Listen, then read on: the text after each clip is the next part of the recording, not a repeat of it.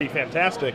But taking a look at Pennachio's deck list, it's very close to that. We have Boros Reckoner, Dryden Militant, Experiment 1, Gorkland Rampager, Strangleroot Geist, Voice of Resurgence in varying numbers to go along with Silverblade Paladin, which Barrich didn't have, and then you're going to find Call the Conclave, Advent of the Worm, Rancor, and Steering Spear. So kind of the same strategy, but some different tools at use here. Yep, and we see that Brad does start off with that Young Wolf. He's missing black, it looks like, so... like, all of the really powerful cards that really pack a huge punch in Brad's deck are the black ones. The Blood Artist, this High Priest, the Virals, and the Sorin, and the blah, blah, blah. And here's the black mana, yeah, so we're all and good. there we go, all right. So now here we go. You got your Call the Conclave, you got your Centaur token. So what's going to end up happening here is I think that Pennachio's card quality is going to be a little bit better, but he does not have anywhere near close to the number of synergies that Nelson has in his deck. Right. It's more of just a straightforward, beat down, try and get you dead deck. So Stomping Ground comes into play on tap. There's your Rancor. There's Steering Spear. Get that Blood Artist out of here. Now you got a 5/3 Trampling Centaur coming into the house. And Young Wolf, not so tough. He's just a puppy. Why do you put him in these Challenge, these dangerous positions? He should be at home, growing. For those of you guys wondering about Barrich Naya, again from Dallas that we saw last weekend, Richard Wynn is actually undefeated with that deck right now. So if you guys were wondering if maybe the Naya deck was kind of a flash in the pan or a one-hit wonder, I think so. Yeah.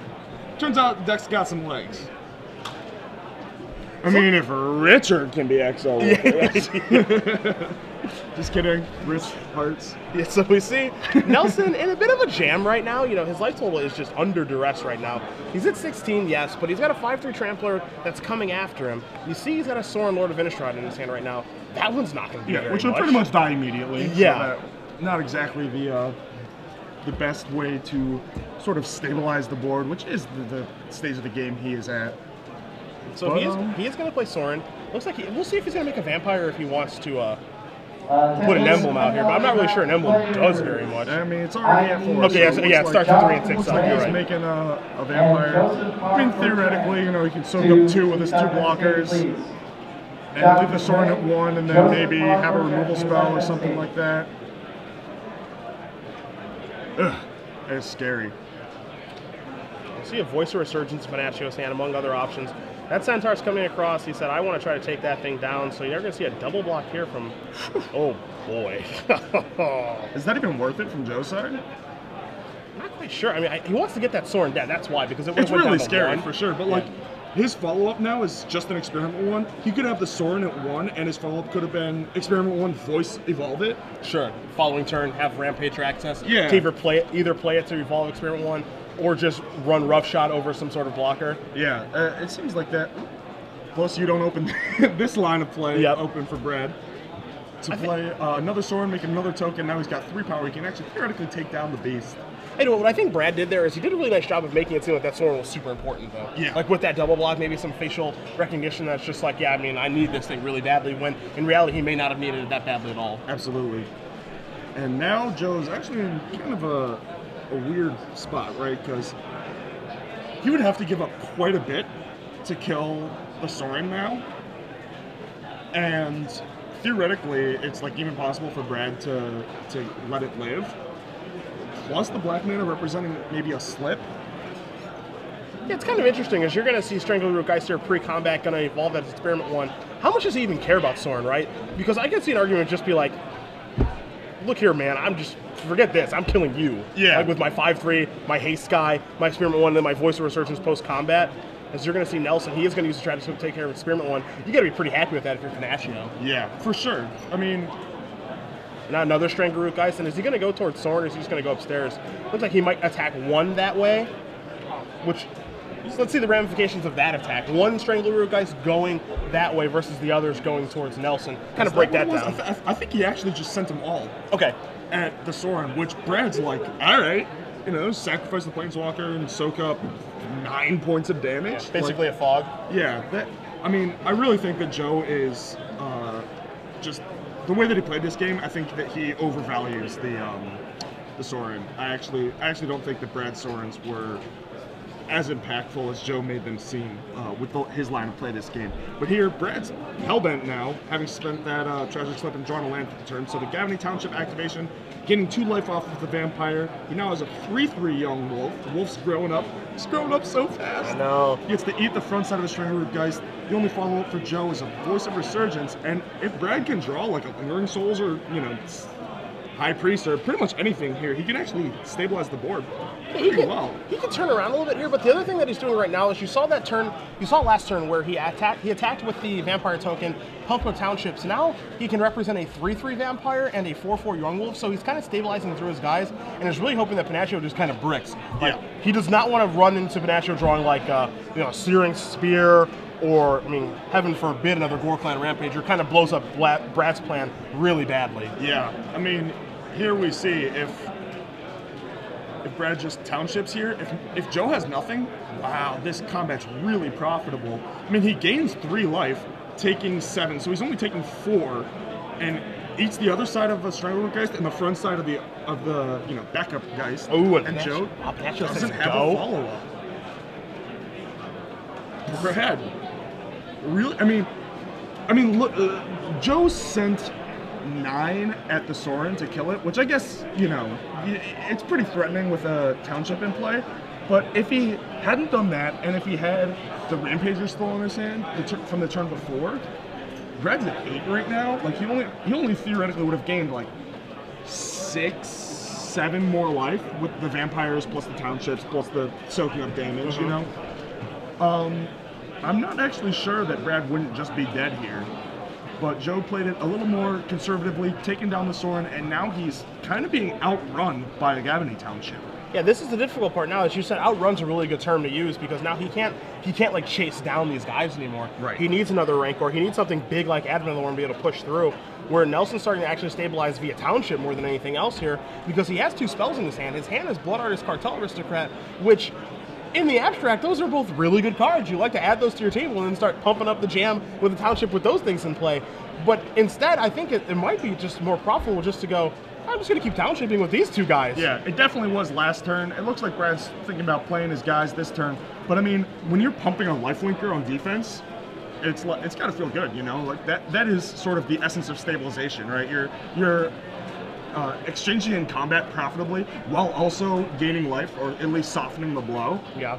That's like the best thing you can be doing in a creature-on-creature matchup, I think Brad's thought this turn, too, is when he plays the Cartel Aristocrat and the Blood Artist, his thought is, I probably only have to make it out of this turn alive. Yeah. And then Township is fully going to swing the game in my favor. Absolutely. And, Pennachio can make this attack with the 5/3, and Brad can actually just say, take it. Yeah. Because if anything goes wrong, he can just start sacking guys to Cartel Aristocrat, and Blood Arch triggers make it okay. Yeah. I think if the attack is just this, Brad probably just puts the Young Wolf in front. You're okay with that trade there? Yeah, I think so. It's like you give him the Rancor back, but you'll have your next Township activation will make your Cartel Aristocrat huge. And yep, sure enough, that is what he does. And you drain the 2 off of the Blood Artist to negate the trample from the Rancor Beast or Centaur. So it's like you're just simplifying the position when you have an advantage, right? Yeah, Pennachio gets the Rancor back. He puts on the Voice Resurgent, plays a Rootbound Crag, passes the turn back. Brad draws his card. Hides it from us like a jerk. He knows he's on camera, comes to turns all the time, hides it from everyone at home, hides it from us in the booth, but it's okay. We're trying to do our job. One thing we do know is, it's almost the point where we don't even see that card. Yeah, because really. there's a Gavany Township in play. The Township's on board. Yeah, so it almost doesn't matter what he draws right now. As he's considering passing the turn, you see Pennachio reaching for that Sun Petal Grove saying, can I tap? Brad says, that's fine, go for it. The only thing you kind of have to ask yourself now, if you're Nelson, is was I supposed to activate that Township on my turn, or am I supposed to do it on your turn? The only reason I bring that up, AJ, is because of like a card like Searing Spear. That can really make things difficult because, Brad wants to do some blocking and activate Township to make that Vampire into a 4/4. Searing Spear kind of blows that plan up. For sure. And here we see a Solarblade Paladin making relationship with Voice of Resurgence. That is a 4-powered double striker, which is kind of a perfect number that makes the lifelinker block a little awkward. And that's like a perfect draw for Joe here, because not only is that a 4/2 double striker, as you said, but again, it has trample. Yes. And additionally, like, if anything goes wrong and Brad decides that I have to take care of that Voice of Resurgence, not too hard to do. Yeah. You get the Elemental and the Rancor back, and you can pair the Paladin again. Like, you're not even losing that much. Yeah. And that's the kind of this is kind of the reason that I think if you were Nelson, you were probably happy with that Rancor being on that Centaur, like when there was no Silverblade Paladin. Right. Because like now Rancor is basically acting as like a reusable removal spell now. Yeah.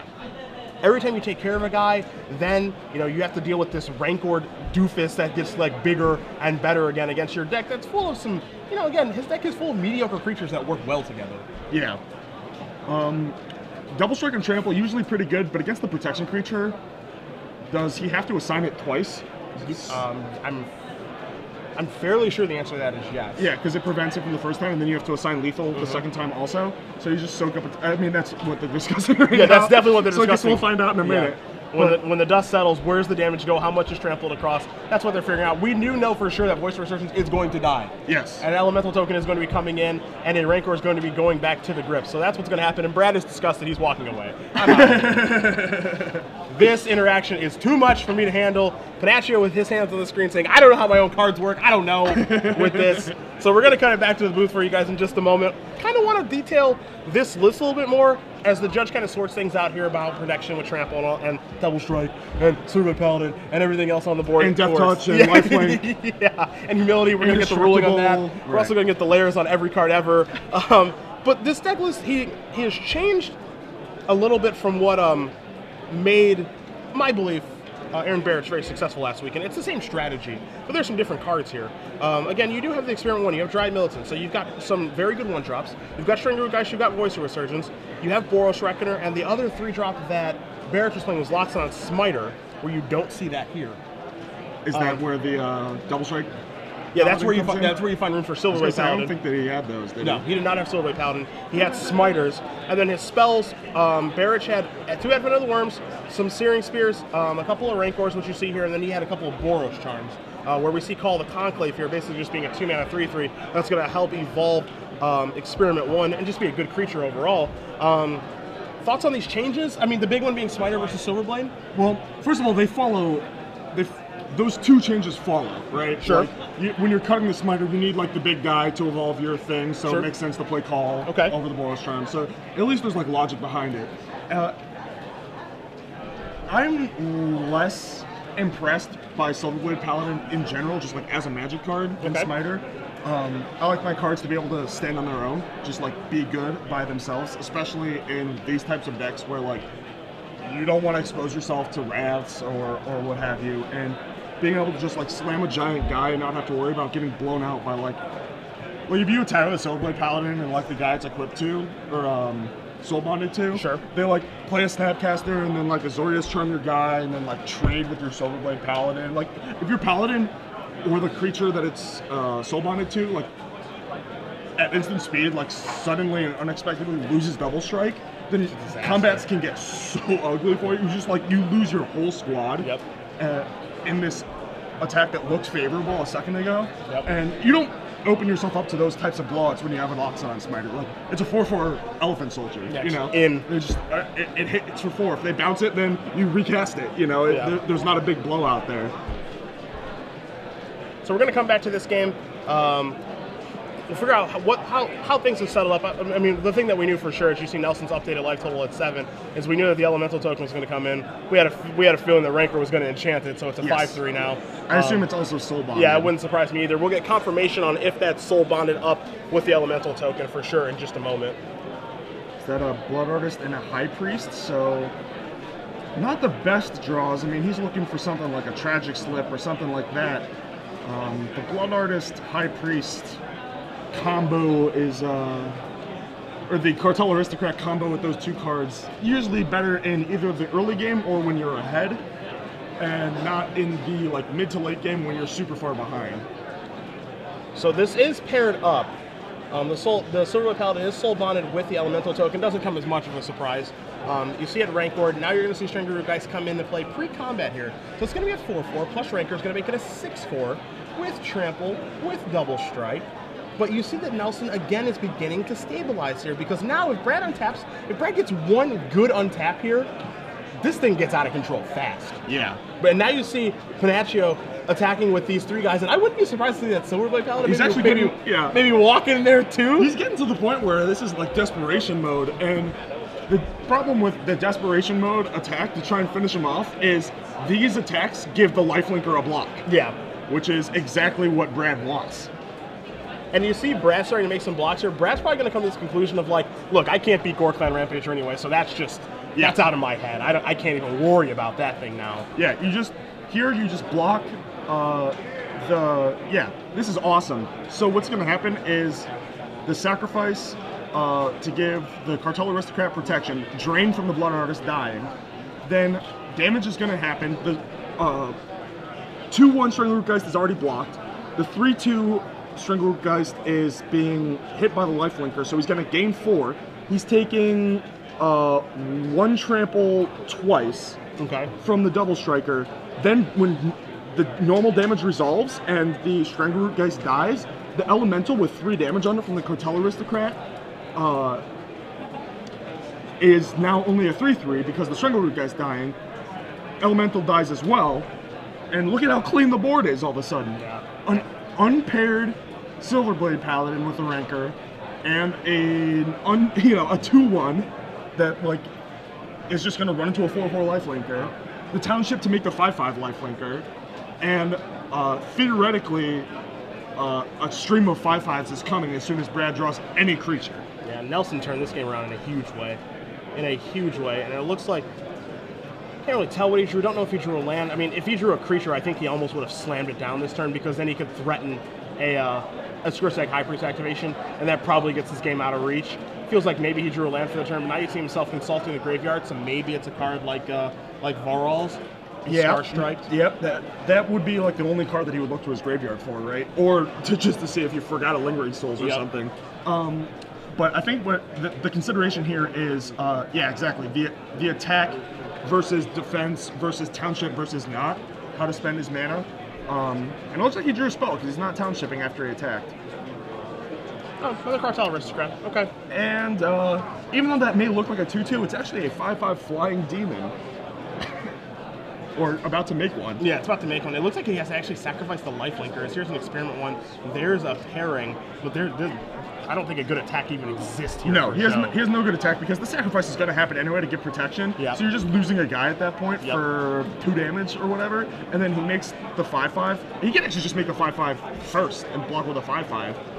Yeah, he could block with a 5/5, trade the 5/5 off for the Silverblade Paladin, but I think your play of just blocking the Cartel Aristocrat, sacking the Vampire, activating the High Priest, getting a 5/5 in play is just way better. Yeah, especially with Joe at 8 right now. Like, yeah, I mean that's lethal with the 3/3 Aristocrat, just sacrificing anything. Yeah, to get protection from the colors of the blockers, and then the 5/5 in the air.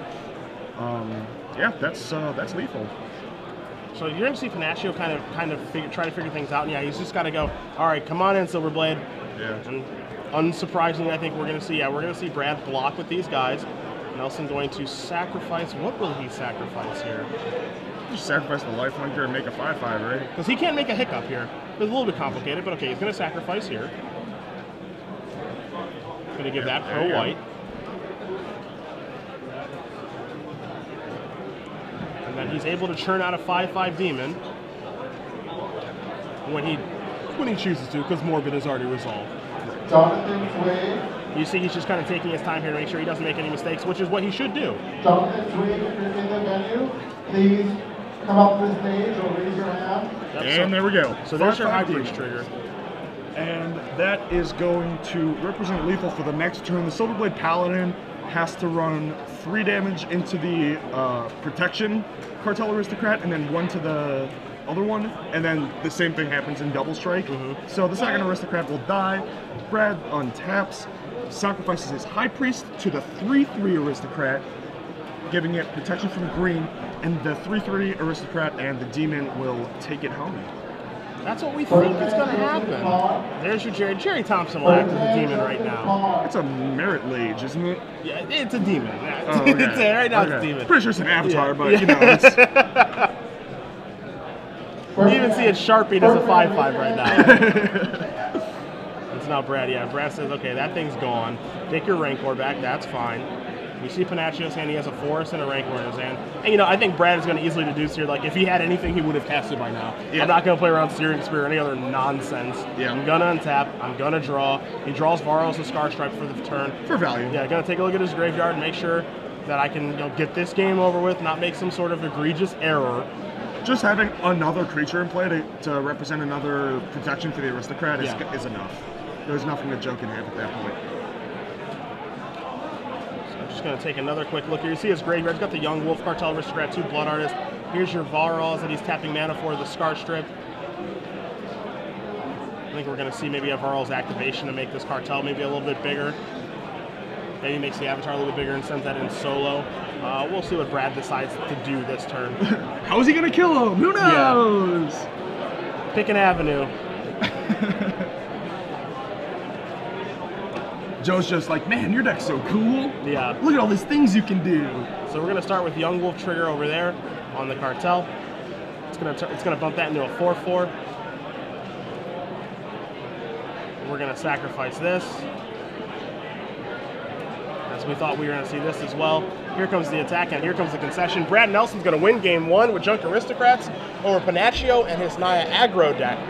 A nice, I think we can call that a comeback there. It looked like he was behind and trying to catch up, and Township almost single-handedly won him that game. Yeah, absolutely took over there. I think that game came down to Joe sort of trying to play the control, really. He was expending resources to trade with the Sorin when he should have been just trying to kill Brad. I mean, to get to a like Drago game state or like an even game state where like you're playing off the top of your deck, that's fine for a deck like Jund to do that has a bunch of high-impact spells, but when you're quote high impact spells are like Voice of Resurgence, like a 2/2 for 2, or like your nut draws like a Silverblade Paladin, like that's not really that high impact. Whereas Brad already had the Township in play, so he doesn't even need to draw any good cards, and B has the way more higher impact library. He's got the Volras, the Lingering Souls, like another Sorin.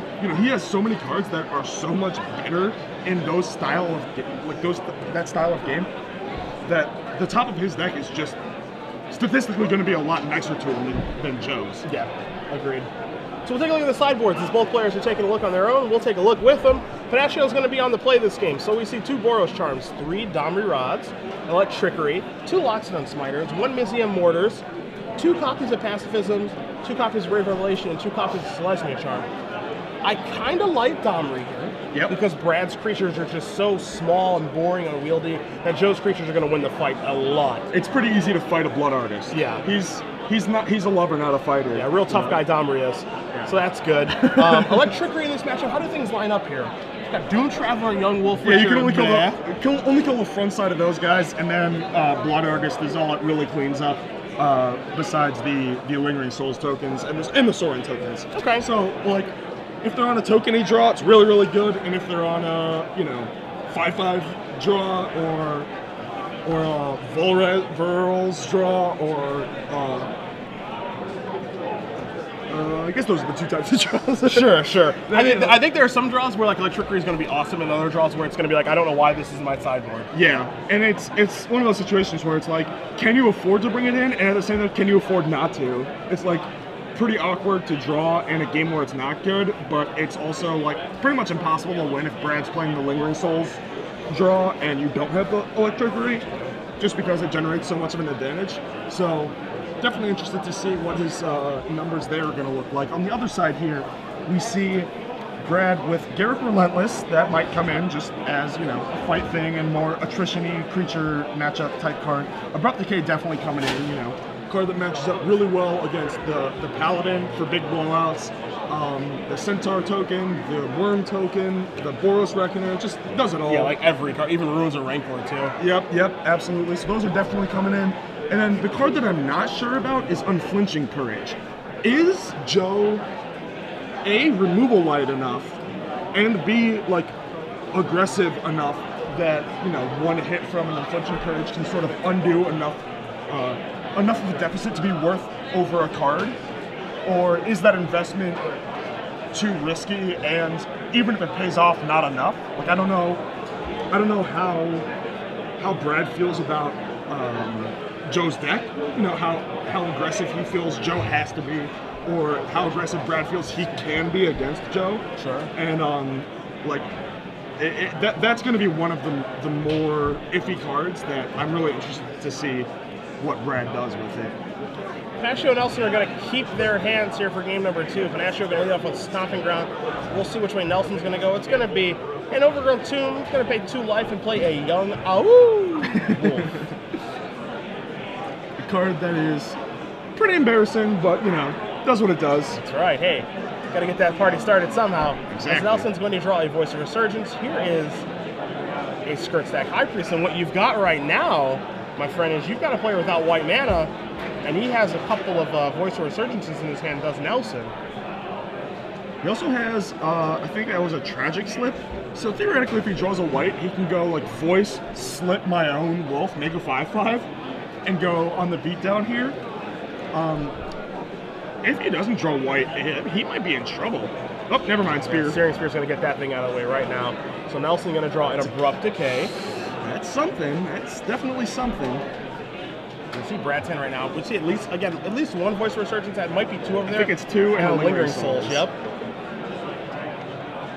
He's going to decay that right now, which I like. Is this Decay Slip? Yeah, I mean, it might. I mean, just the option to be able to slip at any point, I think, is the more important thing. Like, he doesn't have to do it now. Sure.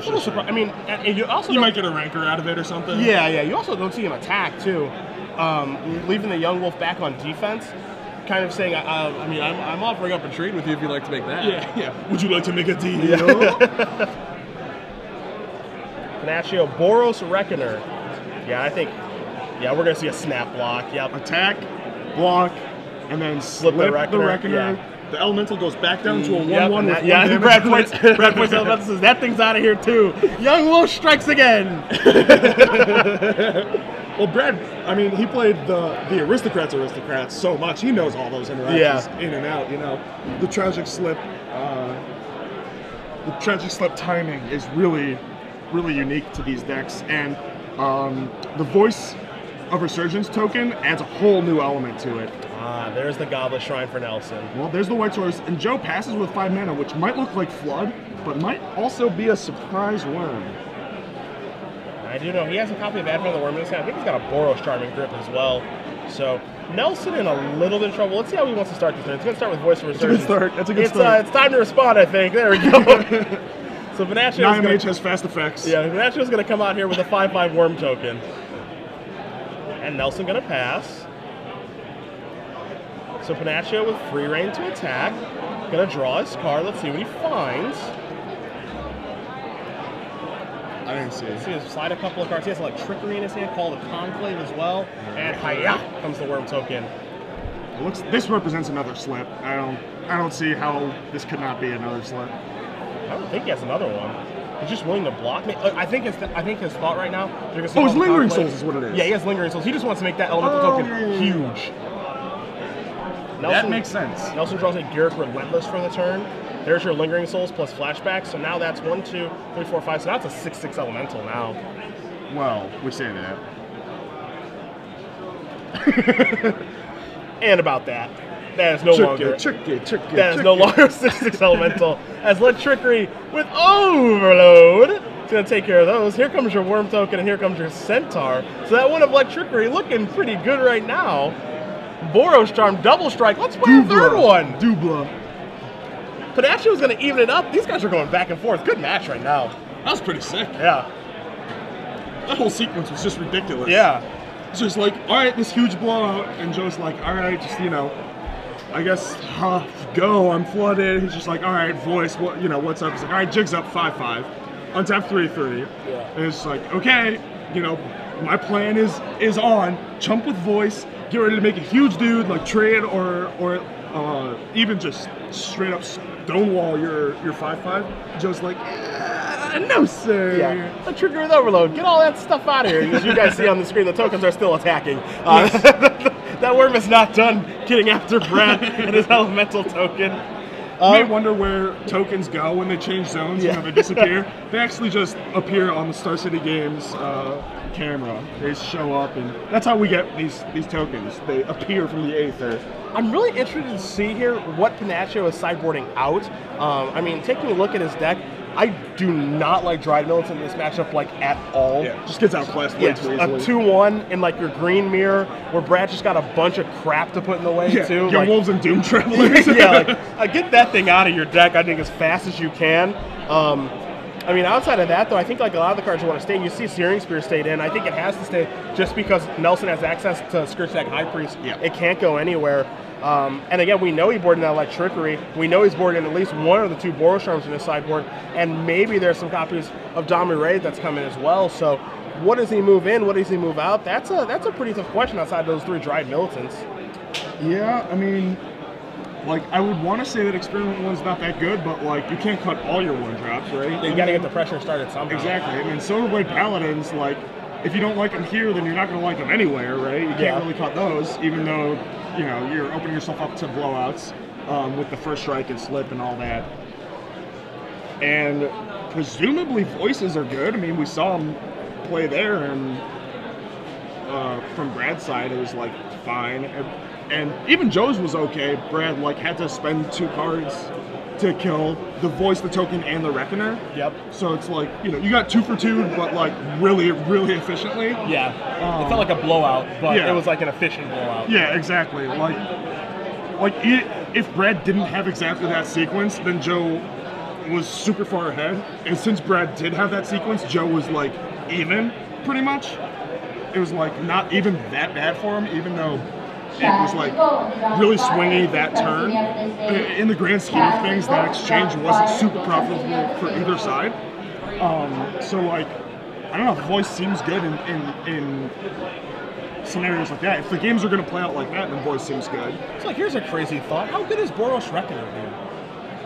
With Brad's ability to just, like, sacrifice guys, and he's got, like, Lingering Souls to chump block. Gets decayed. Yeah, like, he's got a bunch of Abrupt Decays. He's got just, like, these bunch of just, like, loser guys that he can just put in the way of that thing. And plus, he's got 7 sacrifice outlets in Cartel Aristocrat and Varos, who he can make it, like, where if Reckoner's trying to, like, do, like, this sort of, like, lethal attacks or these suicide attacks that it makes, I think you can make an argument of just going, like, that's never going to work the way I want it to, like it does in a red mirror. Yeah. And then you may want to board it out, even though it's, like, kind of strange to say that Boros Reckoner may not be good in a matchup. I know. No, you might be onto something there. I definitely feel like there are matchups where Reckoner's not good, but people sort of, you know, they don't even think of Reckoner as a sideboard outable card. Yeah, it's a law. Yeah, exactly. You're going to see Nelson start off here with a Doom Traveler into Blood Artist, Sam Black, eat your heart out, as we have a Call the Conclave. There's your Centaur token. Pennachio going to pass the turn back. Nelson draws a second Blood Artist in search of maybe a Blasphemous Act that we know is not coming. Things are about to get a little bloody here, I feel. Yep, 2 of those out here. Yeah, this is what we call a free attack. Yeah. Get in it for 1. What are you going to do, block? What are you going to do? What are you going to do, take it? The scary thing is if you're Brad, like, and he blocks, so this is, like, horrifying, because, like, this just kind of signals, like, trickery. Yeah. For the old 3-for-1 blowout. What is this? This is a Doom Traveler? Oh, I mean, at that point, you're draining for 8 now, so it's not too bad. It still hurts, but looks like he was looking at Miracle on Electric. All right, so here's Silverblade Paladin. Tag team back again. It's just Silverblade embarrassing. I mean, Paladin. Yeah. I mean, this is a Facebook relationship. I think Doom Traveler is probably half. Jump in front, drain for 2, like. Every time you jump in front, you drain for 2, and you just keep, like, your whole deck is just jump blockers. Even as a Garrick in hand, like, when he draws a land, he just goes, like, Garrick, fight the Silverblade Paladin. I still have my Garrick and drain for 2. It's just, like, absurd. The value on these sequences that are available to Brad. Well, he doesn't have the 4th land, but he did draw Abrupt Decay for the turn. Sure. So that blowout in combat that you've spoken of earlier, I think we might see it happen here. Not the biggest blowout in the world, but just the fact that double strike is going to be away and chump blocking looks a little bit better today. Stuff like that could be happening in just a moment.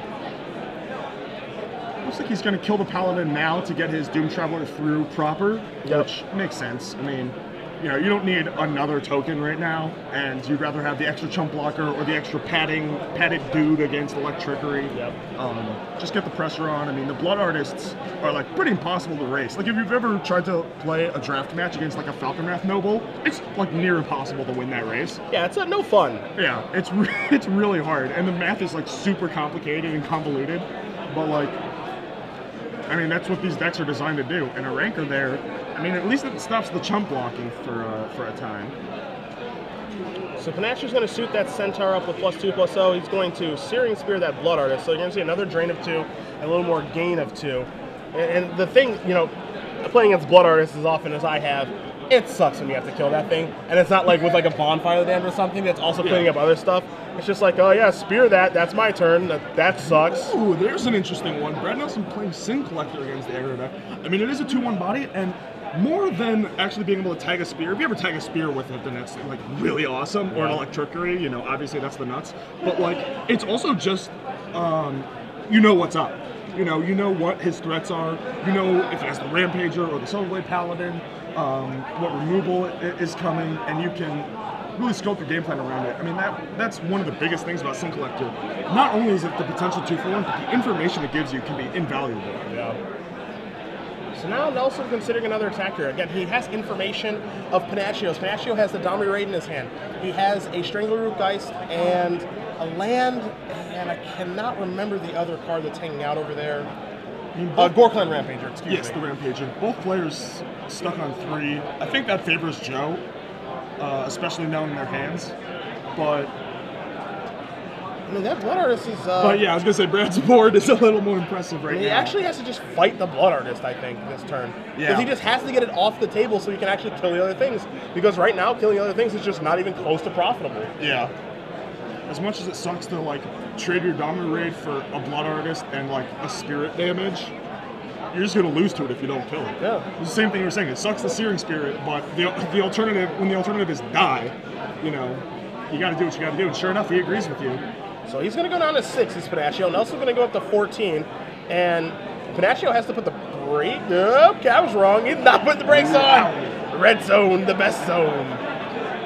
Aggressive. I mean, I like it. You're not going to win by staying home, you know? You got to kill him somehow. When your hand is Rampager, whatever the other card was. That other card being Strangleroot, guys. Guys, thank you. So, I mean, Brad facing a theoretical lethal attack the next turn, kind of wants a land here. Is that another Blood Artist in his hand? Well, unless we misread Brad's hand, because I'm pretty sure there's an Abrupt Decay over there, making things very difficult. I thought he cast that. He cast that on the Silverblade. Oh, you're right. My apologies. Thank you. He's got the Garrick, a Blood Artist, and it looks like an Aristocrat.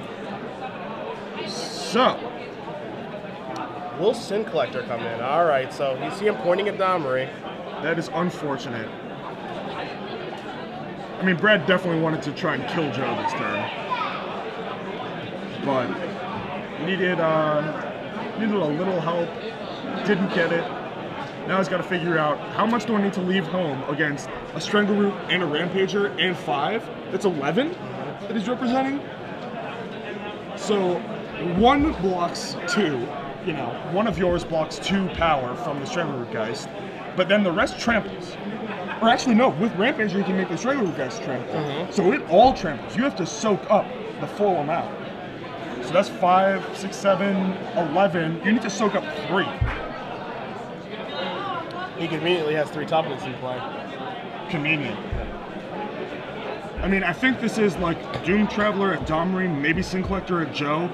Play Cartel Aristocrat, and then you can sacrifice the Doom Traveler, get another toughness back, so then you have that, the Spirit and the Aristocrat with protection. So yeah, you send everything. You have to kill the Domri, because otherwise it can, I guess... It would only tick up. It couldn't fight. I was gonna say, I guess, and there's lethal the next turn. He's gonna show. He shows him 2 copies of Gorkland Rampager. So that's 5, 6, 10, 11, 12, 13. 13 minus 3 is 10. Yep, he was playing around the Strangleroot Geist, because the Strangleroot Geist with the Rampager is 11 and he has 3 toughness. Yep. And so that second Gore Clan Rampager that Pennachio drew last turn to actually what's going to get the job done. So Joe Pennachio is going to win this match, defeats Brad Nelson, moves on to